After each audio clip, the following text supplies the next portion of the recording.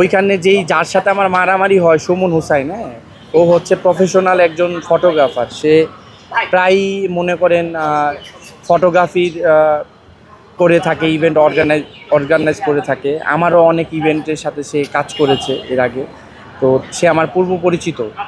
তো এক পর্যায়ে আমি ওই অনুষ্ঠানে যখন যাই তখন তার সাথে আমার দেখা হয়। দেখা হওয়ার পরে আমি ওনার সাথে কথা বলার চেষ্টা করি, বাট সে আমার সাথে কথা বলে। পরে ওই মডেলদের মেকআপ রুমে গিয়ে যখন আমি আমার পূর্ব পরিচিত যেই বন্ধুবান্ধব আছে, মডেল, ছোট বোন, ভাই, এদের সাথে কথা বলি, তখন ও এসে আমাকে মানে এলোমেলো কথাবার্তা বলে, উল্টাপাল্টা কথা বলে যে আপনি এখানে আসছেন, কার ইভেন্টে আসছেন। পরে আমি বললাম যে ভাই এইখানে তো যত আপনার লজিস্টিক টিম আছে, লজিস্টিক সাউন্ড লাইট যারা আছে, এরা সবই আমার পরিচিত ভাই ব্রাদার।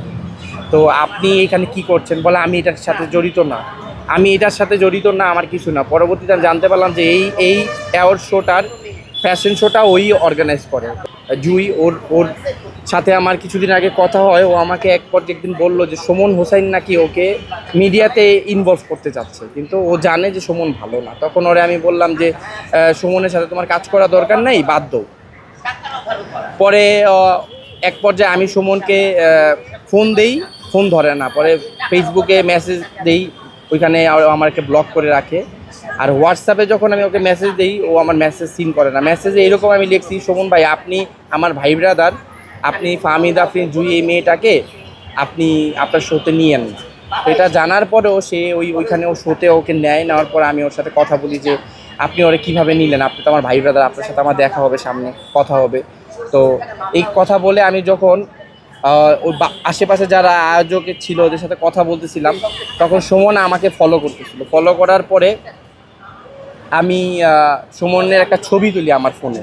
ছবি তুলে এই ছবিটা আমি এভাবে ছবি তোলার পরে ও আমার উপর আক্রমণাত্মক অবস্থায় আইসা আমার কলার ধরার পরে ওখানে সাংবাদিক ভাইরা ছিল, এই বিষয়টা নোটিশ করে।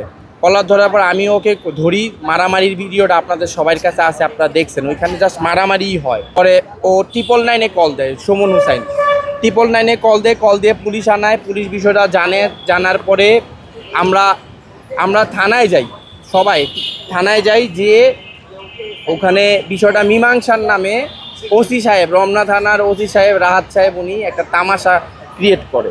সে আমাকে কথা বলতে দেয় না। সে আমাকে প্রথমে বলে এই শালার বেটা, তোর বয়স এমন কেন, প্রথমে এই কথা বলে। পরে আমি ওনাকে বললাম যে ভাই এইভাবে কথা বলেন কেন, আমরা তো সমাধানের জন্য আসছি, বিষয়টা সমাধান করে দেন, আমরা চলে যাই। তো সে আমার কোনো কথাই শোনে না, ওই পক্ষের কথা শুনে, ওই পক্ষের মানে আমার আর সুমনের হাতাহাতি হয়। সুমনকে আমি ঘুষিতে ওর নাকটা ফুলে যায়, আর আমার এইখানে ফ্র্যাকচার হয়, হাতে ফ্র্যাকচার হয়, পায়ে ফ্র্যাকচার, আমি পড়ে যাই, ফ্র্যাকচার হয়। বাট উনি আমার কোনো বিষয় শুনে না। ওনার ওই এসআই যে কামরুল আমাকে ওই স্কাই সিটি হোটেল থেকে নিয়ে আসে। ওই কামরুল আমাকে ওসির রুম থেকে টেনে হিচড়ে আমাকে হাজতে নিয়ে যায়। আমি হাজতে থাকা অবস্থায় আমি ফোন দেওয়ার চেষ্টা করি আমার বাসায়, বাট আমার ফোনটা ওরা সিজ করার পর আমাকে কারোর সাথে যোগাযোগ করতে দেয় না। এমনকি আমাকে 14-15 ঘন্টা কোনো পানি দেয় নাই, খাবার দেয় নাই, আমার সাথে কারো কথা বলতে দেয় নাই। সকাল পর্যন্ত আমি এই অবস্থায় থাকি। আপনারা তো জানেন যে একটা মানে আসামি মানে গ্রেপ্তার হওয়ার পরে সে যখন থানার হাজতে যায়, তখন তাকে খাবার, পানি, সব রকমের নাগরিক সুবিধা দেওয়া একটা দায়িত্ব থানার ওসি। কিন্তু ওসি উদ্দেশ্যপ্রণীতভাবে আমাকে ওখানে আটক করে রাখে। আমার মামলা যে বাদীর কোনো সাইনও নেয় না, আমি যতটুকু জানি, আমি বাদীকে দেখি নাই।